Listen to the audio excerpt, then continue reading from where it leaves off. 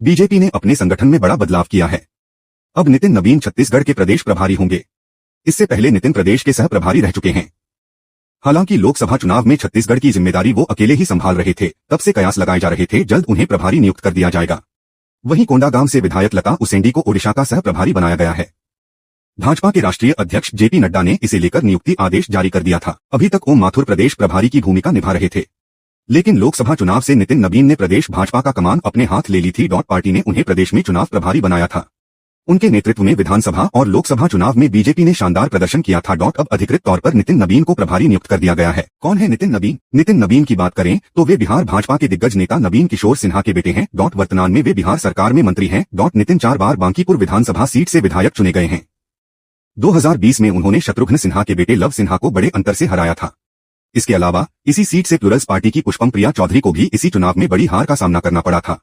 वे भारतीय जनता युवा मोर्चा के राष्ट्रीय महासचिव भी रह चुके हैं। अगस्त 2022 तक बिहार सरकार में सड़क निर्माण मंत्री के रूप में कार्य किया है। इस साल जब नीतीश कुमार ने एक बार फिर भाजपा से हाथ मिलाया, फिर जब नीतीश कुमार के नेतृत्व वाली बिहार सरकार ने मंत्रिमंडल का विस्तार किया, तो उसमें नितिन नबीन को मंत्री पद की जिम्मेदारी दी गई। बीजेपी की जीत में नबीन का अहम योगदान। 2023 में उन्हें पहली बार छत्तीसगढ़ भाजपा का सह प्रभारी बनाया गया था।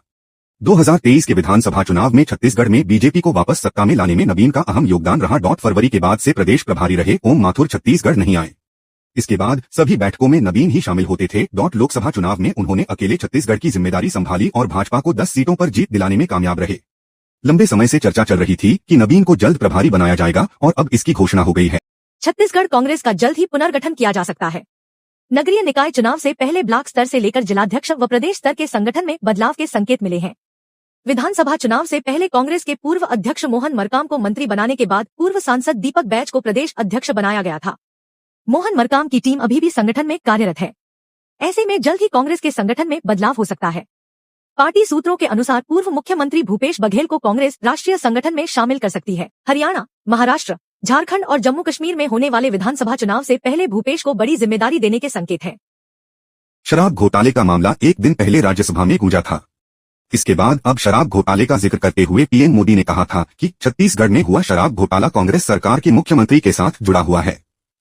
इसी मसले पर पूर्व सीएम भूपेश बघेल ने कहा कि चुनाव के पहले इतने आरोप लगाए, लेकिन सप्लायर नहीं बदला गया। अगर वो गलत था तो सप्लायर क्यों नहीं बदला गया है? सरकार में चंदे का धंधा चल रहा है। गौ तस्करी के लिए लिया जा रहा चंदा। गौ तस्करी को लेकर पूर्व सीएम भूपेश बघेल ने बताया कि विश्व गोमांस का व्यापार भारत में दूसरे नंबर पर है। इसके पीछे कारण डबल इंजन की सरकार है। सबसे बड़े बीफ निर्यातक से बीजेपी ने चंदा लिया है। जब चंदा ले रहे हैं तो फिर कार्रवाई कैसे होगी? साथ ही कहा कि बजरंग दल जैसे संगठन विरोध प्रदर्शन का नाटक कर रहे हैं।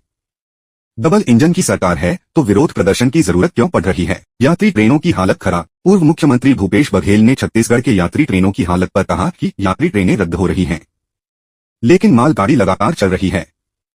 छत्तीसगढ़ से इतने सांसद हैं, यात्रियों के बारे में सोचना चाहिए, लेकिन यह सभी इस बारे में नहीं सोच रहे।